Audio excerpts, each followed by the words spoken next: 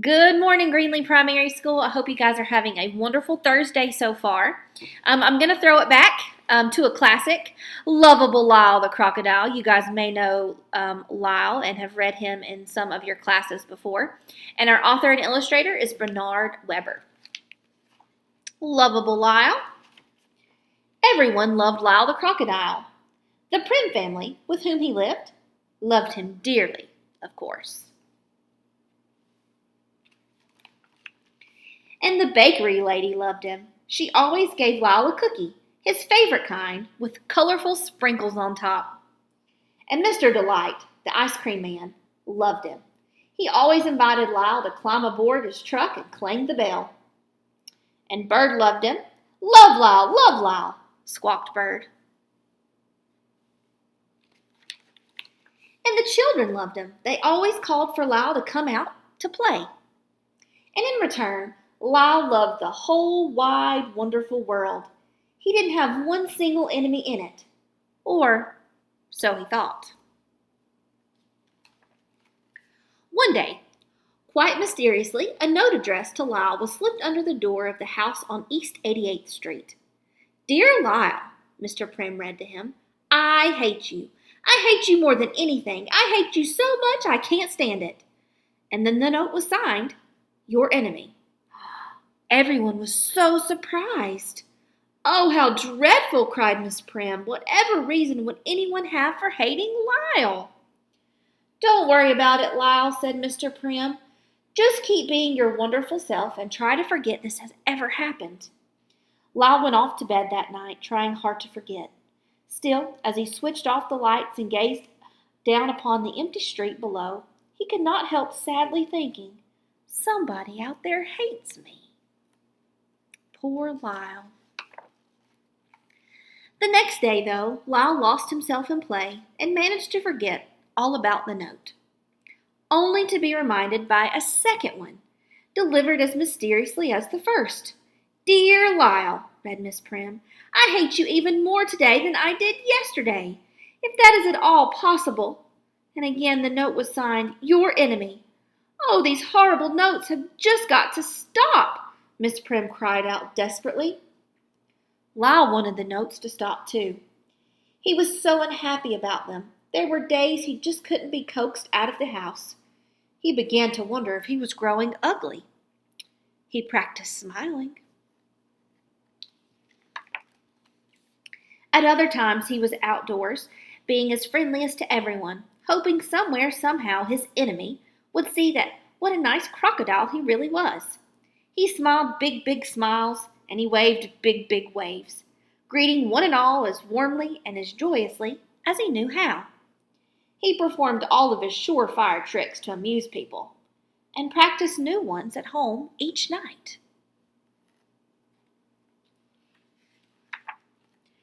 He was kind, helpful, and courteous. He held doors open for people loaded down with heavy packages. He offered his seat on crowded buses. He shared his umbrella. My, doesn't he have nice manners, one lady remarked. I've never seen anything like it, answered another.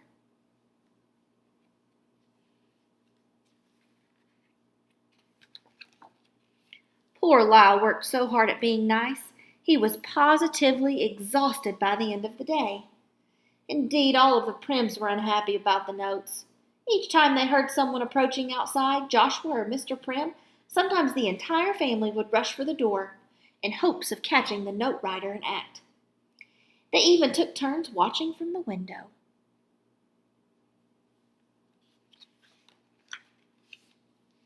One afternoon, Miss Prim, Joshua, and Lyle came across the words, Down with crocodiles, brazenly scrawled upon a fence near home. Miss Prim tried hopelessly to erase the nasty words with a tissue. Well, Lyle, she said, as they made their way home, it seems no matter how much we may think we want to, it isn't always possible to please everyone, or be liked by everyone. As they approached their house, they noticed the small figure of Clover Sue Hipple, the new girl in Joshua's class.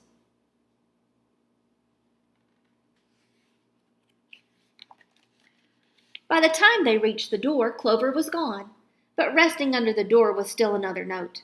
I just don't know if I can bring myself to read it, sighed Miss Prim. But she forced herself just the same. Dear Lyle, she read, I wish you would go away and never come back, ever, ever, ever again. Once more it was signed, Your Enemy. Sadly, Miss Prim crumpled the note in her hand. Oddly, during the next several days, Miss Prim and Lyle found themselves running into Clover Sue Hipple almost everywhere they went. At the supermarket, they discovered her peeking around from behind a huge display of cornflakes.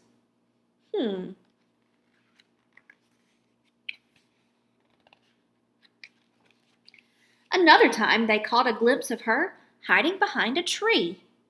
And again, one afternoon, they discovered her crouched behind a mailbox. Each time, Miss Prim smiled and tried to say hello, and each time, Clover skittered off before she had a chance.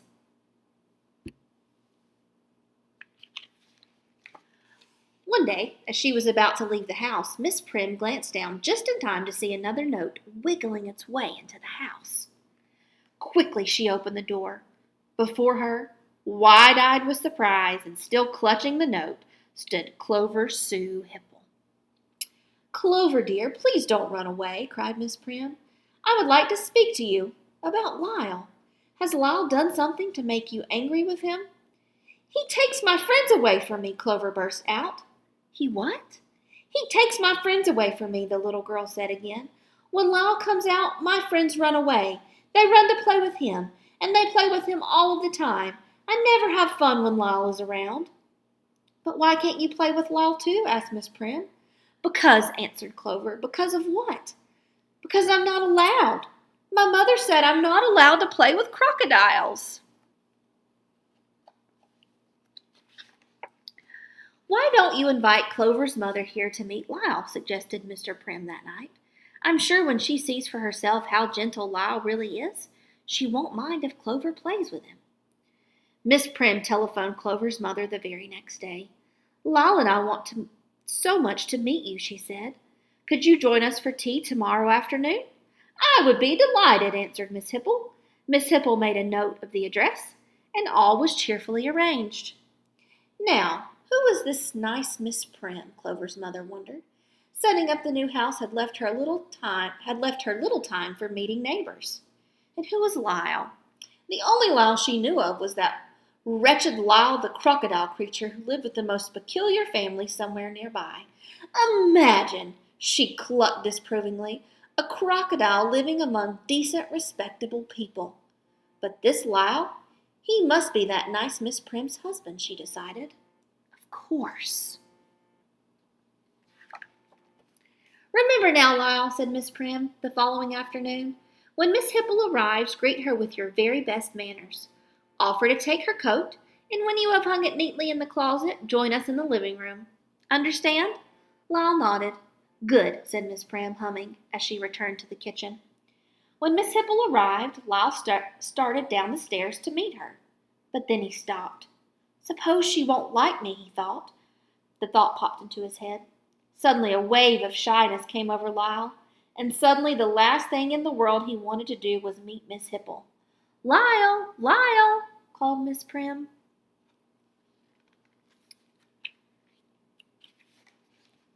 Lyle, Lyle, where are you? We have company.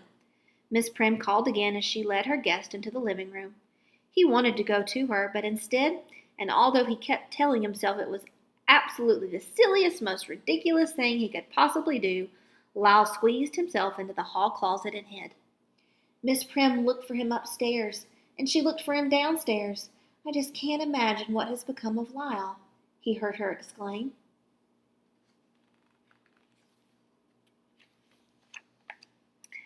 Amid the tinkling of teacups, Lyle could hear the voices of the two women. They talked about this, that, and everything under the sun. It was so stuffy and uncomfortable in the closet, he began to wish they would talk about Miss Hipple leaving. At long last, Lyle heard Miss Hipple say, I must be going now. And Miss Prim say, I'm glad you came, but so sorry you missed Lyle. But I do hope you will be meeting him real soon. Then Lyle heard the handle of the closet door turn, and Miss Prim said, Here, Let me get your coat."